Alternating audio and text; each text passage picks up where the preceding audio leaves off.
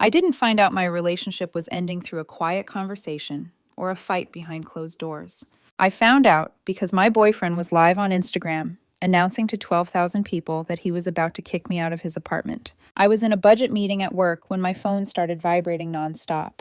I ignored it. One buzz, then another, then so many that my Apple Watch lit up like an emergency alert. I stayed focused. Numbers on a screen, voices around a conference table. I told myself whatever was happening could wait 20 minutes. When the meeting ended, I checked my phone. 15 texts, all from different people. Girl, are you okay? Your boyfriend is losing his mind online. Please tell me this isn't about you. You need to check Instagram, now. My stomach dropped. I opened the app. There he was. Live. Over 12,000 viewers. Sitting on his couch, in his apartment, holding up a receipt from a hardware store like it was evidence in a trial. So, yeah, he said to the camera, smiling like this was content. I just bought this deadbolt kit for $43.99. I'm installing it myself while she's at work. She thinks she can ignore my texts all day? Nah. When she gets home tonight, her key won't work. The comments were exploding. Get it, King. This is iconic. Make her pay. Throw her stuff in the hallway. He laughed. Oh, and for everyone asking what I'm going to do with her things, he added casually, the hallway. I'm literally just going to pile all her crap out there. This is my apartment now. I stared at my phone. He wasn't venting. He wasn't exaggerating. He was announcing a felony to thousands of people, live. The thing was, he did own the apartment. The lease was in his name, only his. I'd moved in 4 months earlier, after my roommate situation collapsed. Translation: I got kicked out for falling behind on rent. He'd said, stay with me until you get back on your feet. And now he was trying to turn that kindness into a public execution. I watched the viewer count climb past 13,000 as he got down on the floor, struggling with the lock parts. These instructions make no sense, he muttered, frustrated. Why are there 3 different diagrams? Someone commented, is this even legal? He read it out loud and scoffed. Legal? Yeah, I've lived here for months. It's basically common law or whatever. She can't do anything about it. My hands started shaking. He didn't know the law. He didn't know what he was admitting. But I did. I stood up, grabbed my bag, and told my boss I had an emergency. As I drove home, doing exactly the speed limit because irony didn't need help, I kept the live stream open. He was still talking, still lying, still digging himself deeper. By the time I pulled into the parking garage, I realized something with chilling clarity. This wasn't just a breakup. This was about to become a spectacle, and he had no idea how badly he was about to lose. Before the live stream, before the locks, before 12,000 strangers decided my life was their entertainment, there was a version of us that felt normal. I met him 8 months earlier in a way that didn't feel dramatic enough to end like this. A mutual friend's birthday. Loud bar. Sticky floors. Bad music. He stood next to me at the bar and joked about how the drinks were overpriced and underwhelming, and somehow that turned into a 2-hour conversation that drowned out everything else. He was charming in a quiet way. Not flashy, not performative. He listened, asked questions, remembered things I said. When he walked me home that night, he didn't try to impress me. He just matched my pace and talked about how he'd lived in his apartment for 3 years and finally felt like an adult because he had matching plates. It felt safe. That mattered to me more than chemistry. We took things slowly, or at least I thought we did. Dinner dates, movie nights, lazy Sundays where we didn't do much except exist in the same space. He liked that I was independent. I liked that he didn't seem threatened by it. When my roommate situation imploded, months of late payments, passive-aggressive notes, finally an outright confrontation, I showed up to his place one night with a suitcase and nowhere to go.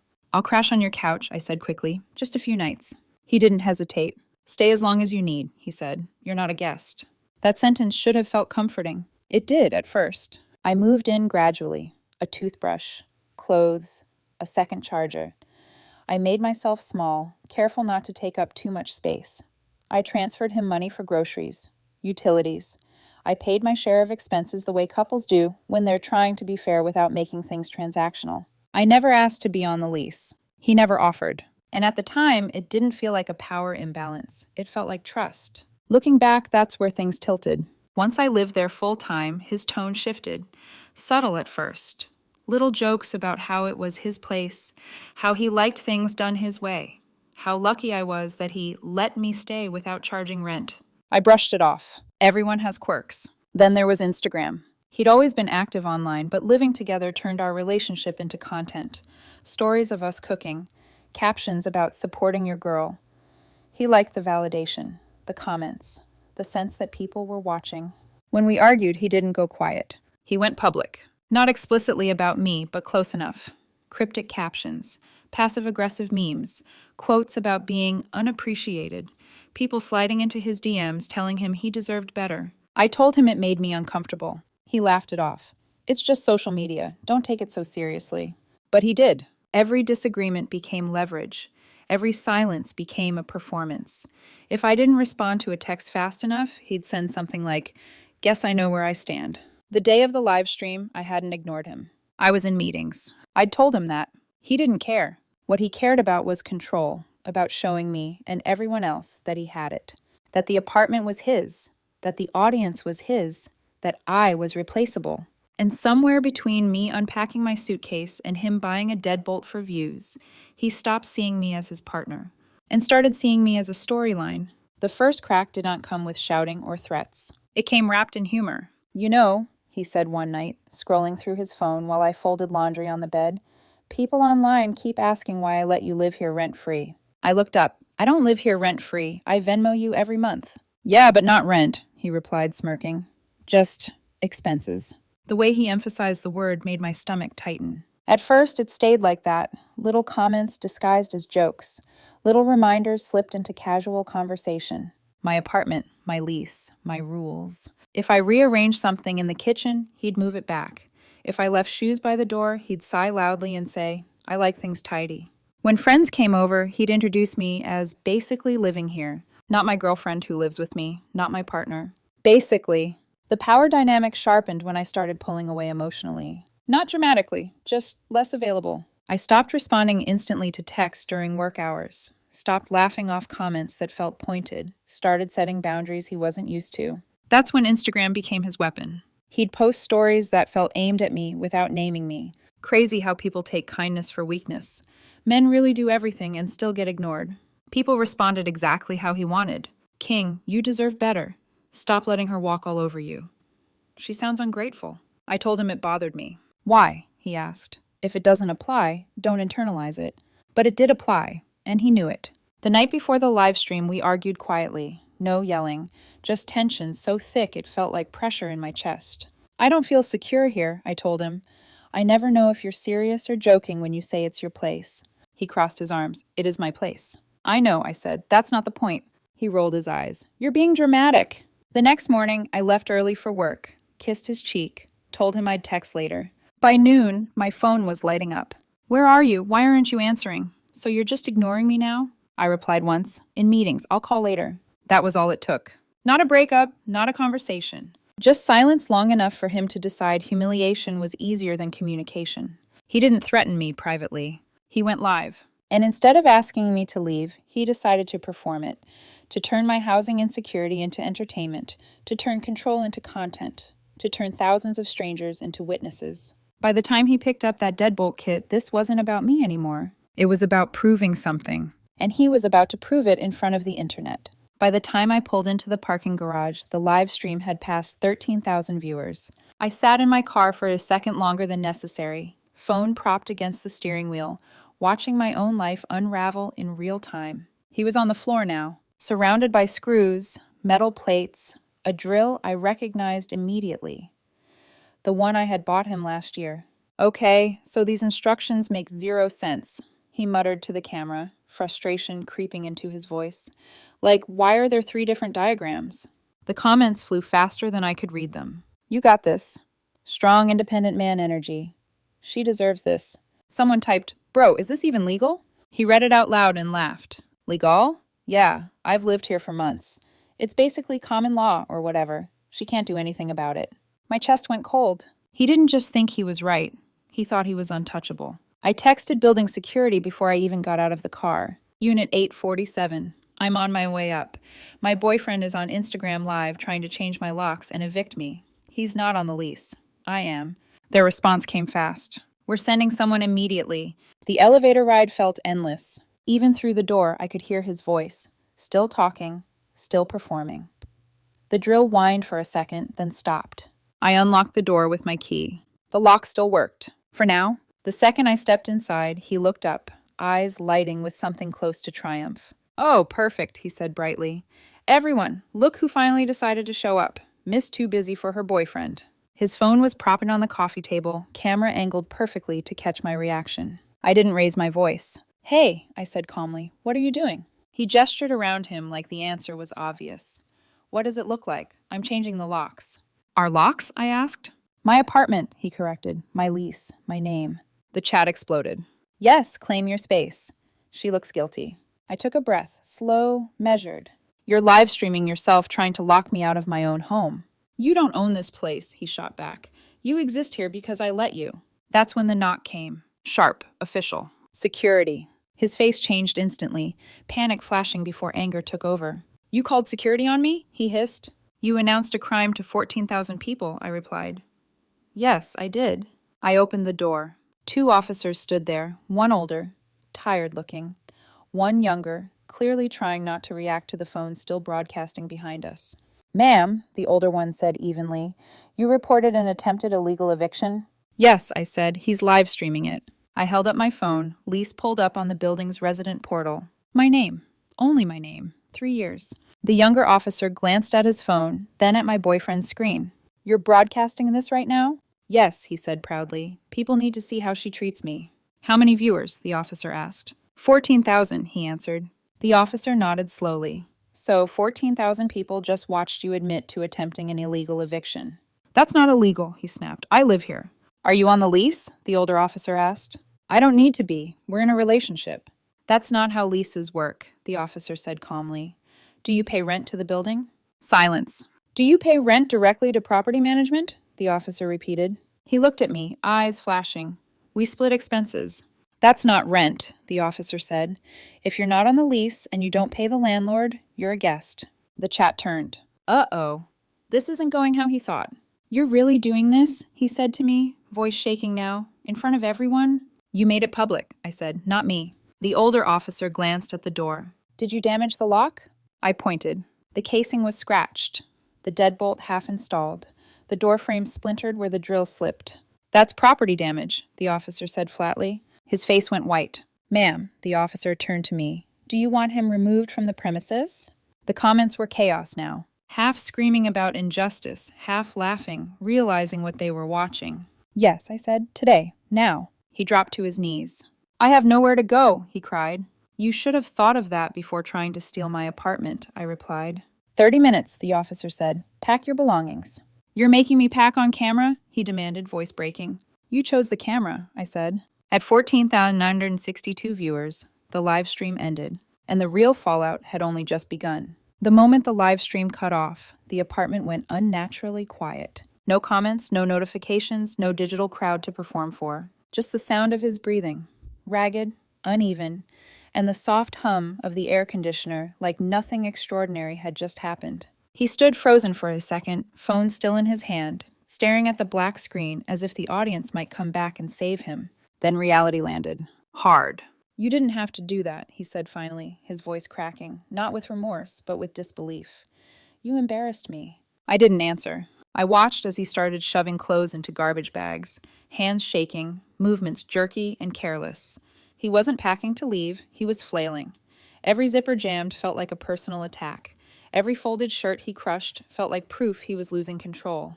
Security stayed close, silent, watching. He cried loudly, dramatically, like volume could rewrite what just happened. "I can't believe you'd do this to me," he said between sniffles, "after everything I've done for you." I leaned against the counter, arms crossed, heart pounding, but steady. "You live-streamed yourself trying to lock me out," I said. "You bought a deadbolt and drilled into my door." "That was a joke," he snapped, content. "You damaged my property," I replied, on camera. He grabbed a PlayStation controller from the shelf and shoved it into his bag. "That's mine," I said calmly. "You gave it to me." "I let you use it," I corrected. "Put it back." He hurled it across the room. It missed the TV by inches. The younger security officer stepped forward instantly and picked it up. "Ma'am," he said firmly, "if you damage anything else, we'll call the police." That finally did it. He deflated. 28 minutes later, he stood by the door with 3 bulging trash bags. Clothes, makeup, his laptop. Everything else he'd leave behind. What about the rest of my stuff? He demanded. Text me, I said. You can pick it up later, with security present. I'm not coming back alone, he shot back. You're not coming back at all, I replied. Security escorted him down to the lobby. I didn't watch. I didn't need to. When they returned, the damage was obvious. The lock unusable. The doorframe cracked. I called building maintenance. Yeah, I said quietly, sitting on the couch that was still mine. My boyfriend tried to change my locks without permission and damaged the door. They fixed it in an hour. The bill, $175, went straight to my account. I sat there afterward, exhaustion settling into my bones, and opened Instagram. He'd already posted. Just got illegally evicted. She called security on me. I'm homeless. I stared at the screen. Not angry. Just numb. Because I knew something he didn't yet. This wasn't the end of the story. It was just the moment everyone else started watching. By midnight, the video was everywhere. Not just Instagram, TikTok, Twitter, YouTube. Someone had screen recorded the entire live. Every lie. Every drill slip. Every second of him announcing he was stealing my apartment. The headline changed depending on the platform, but the message was the same. Entitled boyfriend tries to steal girlfriend's apartment on Instagram Live. By the time I went to bed, it had almost 900,000 views. My phone wouldn't stop vibrating. Friends I hadn't spoken to in years. Coworkers. Family members. People who barely knew me, but somehow felt entitled to commentary. My brother called. What the actual hell did I just watch? He tried to lock me out on Live, I said. 14,000 witnesses. Is he stupid or just entitled? Both, I said. On his Instagram, chaos. Story after story. She threw me out with nowhere to go. Security brutalized me. All my belongings are still inside. The comments were split. His core followers, mostly other influencers, rallied behind him. Everyone else dragged him mercilessly. You literally live-streamed yourself committing a crime. You're not on the lease. This is the dumbest cell phone I've ever seen. The ones defending him were loud. They started a hashtag, not even using his name, just justice for victims. And then things turned darker. My full name appeared in his stories, then my workplace, then my apartment building. By Friday morning, HR called me in. We've been getting calls, the director said carefully. I know, I replied. My ex-boyfriend is directing his followers to harass my job. I showed them the video, the full thing. The HR director watched silently. Oh, she said finally. He really announced he was stealing your apartment. Yes, I said, on camera. We'll flag any future calls as harassment, she said. But you should get a lawyer. I already had one by that afternoon. He watched the video once, then smiled. She recorded herself committing attempted illegal eviction, he said. Publicly, this is the easiest case I've ever seen. Should I delete anything? I asked. Absolutely not, he replied. Save everything. If he sues, we countersue for property damage, harassment, and defamation. That night, security called again. Ma'am, he's back, in the lobby, demanding to be let up. He's not on my approved guest list, I said. Correct. Give him one warning, I replied, then call the police for trespassing. 15 minutes later, he was escorted out. No charges, just a warning. He posted about that too. Cops called on me for trying to get my belongings. More hashtags, more lies, more of my information shared. Someone even doxed my parking spot number. Sunday, I got a letter from his lawyer. Budget firm, template letter. He was demanding $8,000, rent contributions, half the security deposit, emotional damages. My lawyer responded Monday morning. No rent paid to property management, no lease, no claim to the deposit, and a bill for $175 in property damage from his illegal eviction attempt. His lawyer dropped him 3 days later. Then Tuesday happened. I came home from work. He was sitting outside my apartment door with his mother. I stopped short when I saw them. Him, sitting on the floor outside my apartment door, back against the wall like he belonged there. And his mother, standing when she saw me, arms already crossed, face set in practiced outrage. We need to talk, she said before I could even unlock my door. I didn't invite them in. I didn't even step closer. No, I said evenly. You're trespassing. She scoffed. My son lives here. No, I corrected. He used to stay here. He doesn't live here. And neither of you is allowed on this floor. He stood up then, eyes red but dry. Not broken, not ashamed, just cornered. My daughter has rights, his mother said sharply. You can't just throw someone out like trash. Your son tried to steal my apartment on Instagram Live, I replied, to 15,000 people. He was emotional, she snapped. He made a mistake. A $44 deadbolt mistake, I said. A property damage mistake. A public felony mistake. She stepped closer. You think this is funny? No, I said, I think this is over. That's when he said it. I'm pregnant. The hallway went silent. I stared at him. I'm sorry, what? Pregnant, he repeated, louder this time, like volume would make it real. With your baby, and you're throwing out the mother of your child. My heart dropped, not from fear, but from disbelief. You're lying, I said. I'm not. When did you find out? I asked. 2 weeks ago. Show me the test. I don't have it. Show me a doctor's note. I haven't been to the doctor yet. His mother gasped. How dare you question him? He's carrying your child. If he is, I said calmly, he can text me proof. Until then, you're both trespassing. I pulled out my phone and called security. They came fast. Same 2 officers. The younger one didn't even bother hiding his expression this time. Really? He muttered under his breath. The older officer sighed and looked at him. You're claiming pregnancy now? Yes, he said dramatically. I'm carrying her child. That doesn't give you tenancy rights, the officer replied flatly. That's between you two and possibly family court. It doesn't change the fact that you don't live here. They escorted both of them out. Again. He posted immediately. She threw me out even though I'm pregnant. She's abandoning her child. The comments weren't buying it anymore. Show proof. This is getting embarrassing. You're really milking this. I posted one response, a screenshot of his text saying, I'm pregnant, followed by a single line. Waiting for proof. Will update when provided. It never came. Of course it didn't. That night, sitting alone in my apartment, surrounded by silence and damaged wood and a lock that had almost failed me, I finally felt it. Not anger, not fear, exhaustion. The kind that sinks into your bones when you realize someone is willing to lie about anything to avoid consequences. I thought it was over. I was wrong. That was just the point where he stopped pretending. Week 3 was when everything crossed from messy into unhinged. The pregnancy angle didn't land the way he expected. Once people started asking for proof and none appeared, he quietly abandoned that storyline and pivoted to a new one. Legal action. Suddenly, his stories were screenshots of emails to tenant rights organizations, legal aid clinics, even the local news. Long captions about injustice, about how the system protected abusers, about how he was fighting back. None of them took his case, because there was no case. So he tried something else. One afternoon, he posted a tutorial, a full breakdown titled something like, How to Establish Tenancy Without a Lease. He listed bullet points, speaking confidently into the camera like an expert. Receive mail at the address. Have a key. Keep belongings there. Pay bills. I watched, stunned, because I recognized every lie. He had forwarded his mail there, without telling me. He had a key, until I took it back. His belongings were already packed. And the bills he claimed to pay? 3 Venmo payments for groceries. That was it. His followers ate it up. This is so helpful. Saving this. You're so smart. I sent the video to my lawyer. He laughed. She's publicly advising people on how to fraudulently establish tenancy, he said. This is incredible. Can we use it? I asked.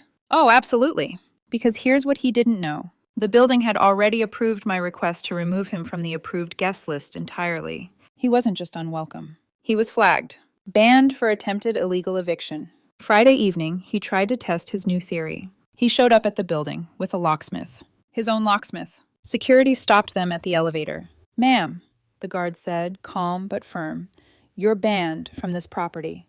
I live here, he insisted. I'm on the lease. The guard pulled up the system. His photo appeared on the screen. Status banned. Reason: attempted illegal eviction. The locksmith looked between them. You told me you were on the lease, he said. I am, he snapped. They're lying. Security turned the screen so the locksmith could see. This is her, the guard said. She is not on any lease in this building. The locksmith's expression changed. You tried to illegally evict someone? He asked. It was a misunderstanding, he muttered. The locksmith packed up and left. Didn't even charge the service call. In the lobby, he lost it. Full meltdown. Screaming about discrimination, about rights, about calling the police. Security called them first. This time it wasn't a warning. It was a formal trespassing notice. If he returned again, he'd be arrested. He posted about that too. Body cam request forms. Claims of police brutality. More hashtags. My lawyer watched calmly. She knows the footage will show her being removed for trespassing, he said. Right? Yes, I said. She's just not thinking. That was the moment something shifted. Not just legally, emotionally. For the first time, I wasn't reacting anymore. I was watching. And I realized the truth. He wasn't fighting for justice. He wasn't confused. He wasn't emotional. He was escalating because he was losing. And the system, quietly, methodically, was closing every door he tried to force open. Monday morning, my mom called me before I'd even finished my coffee. "Did his mother really just call me?" she asked, disbelief sharp in her voice. "Yes," I said. "Let me guess. She said I got him arrested." "She said you destroyed her son's life," my mom replied, "that you threw him out while he was vulnerable." "He got a trespassing warning," I said. "For trespassing." There was a pause. Then my mom sighed. "I watched the video." "Yeah, she's terrible at installing locks," she said dryly. "Also, she committed a crime. That should have been the end of the family involvement." It wasn't. Tuesday afternoon, I got served. Small claims court. He was suing me for $12,000. The breakdown was almost impressive in its audacity. $4,000 for unpaid rent contributions, $3,000 for emotional distress, $2,500 for property I was withholding, $1,500 for moving expenses, $1,000 for damaged belongings. My lawyer read it once and smiled. "This is going to be fun." The court date was 3 weeks out. 3 weeks where he posted nonstop. Taking her to court. Justice is coming. She's going to pay. His followers hyped him up. Sue her for everything. Make her suffer. Meanwhile, I documented every post, every contradiction, every version of the story he rewrote. By the end, we had a 47-page document. Screenshots, timestamps, captions, comments. A full digital trail of lies. Court day arrived. He showed up with his mother and a massive 3-ring binder. Tabs, highlights, sticky notes like a school project. I showed up with my lawyer and a USB drive. The judge called our case. His opening statement lasted 5 minutes. How I financially abused him, how I trapped him, how I threw him out with nowhere to go and held his belongings hostage. Then my lawyer stood. "Your Honor," she said calmly, "we have video evidence of the defendant announcing he was illegally evicting my client from her apartment while broadcasting live to over 15,000 people." She plugged in the drive. The courtroom watched the video. Every second of it. Him holding the receipt, him talking about changing the locks, security explaining he wasn't on the lease, him insisting it was our apartment. The judge turned to him slowly. "You recorded yourself doing this?" I was emotional, he said weakly. "You purchased a lock-changing kit, brought it to an apartment you do not lease, and attempted to change the locks while live streaming it," the judge said. "Because she wasn't responding to your texts." Silence. That doesn't give you the right to steal her home. One by one, the claims fell apart. Rent contributions? No proof of rent paid to the landlord. Emotional distress? Self-inflicted. Withheld property? Multiple offers to retrieve items with security present. Moving expenses? He moved himself after attempting a crime. Damaged belongings? No evidence. "Case dismissed," the judge said, then paused. "And one more thing. Filing frivolous lawsuits wastes court resources. You are ordered to pay court costs of $350. If you continue to harass the plaintiff, she may pursue a restraining order. Do you understand?" He was crying. "This isn't fair." "You recorded yourself attempting a crime," the judge replied. "You're fortunate you're not facing criminal charges." Outside the courtroom, his mother started yelling. "You've destroyed her life!" "She destroyed it herself," I said quietly, on Instagram Live. I walked away. For the first time in weeks, my shoulders felt lighter. It's been 2 months since the night my relationship ended on Instagram Live. The video has over 3.2 million views now, spread across legal breakdown channels, drama commentary pages, even a lawyer reacting to the worst tenancy claim ever. His name has become shorthand for entitlement gone wrong. His following dropped from 14,000 to barely 6.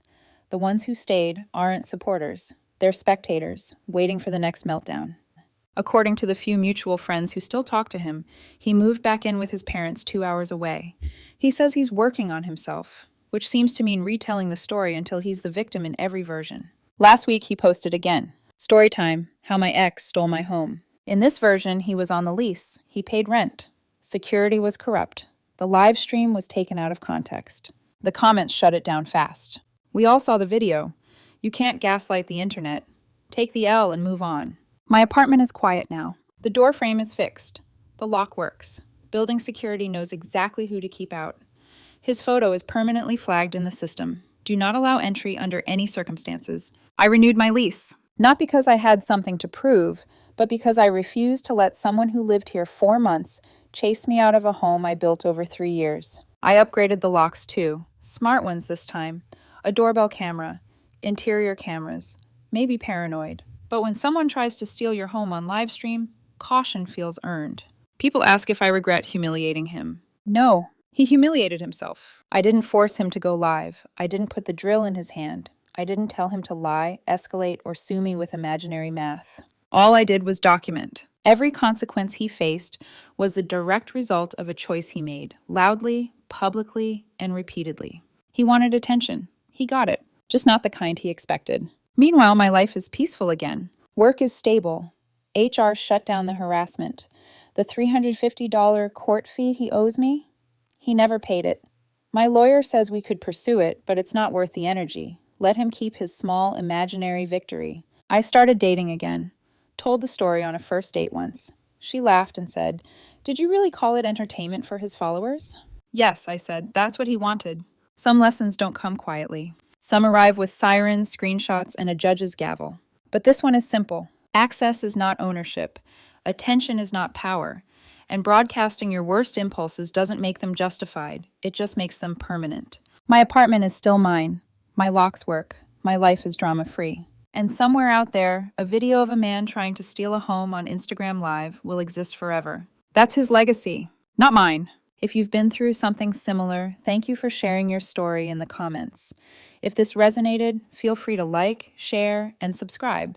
Your support helps these stories reach the people who need them most.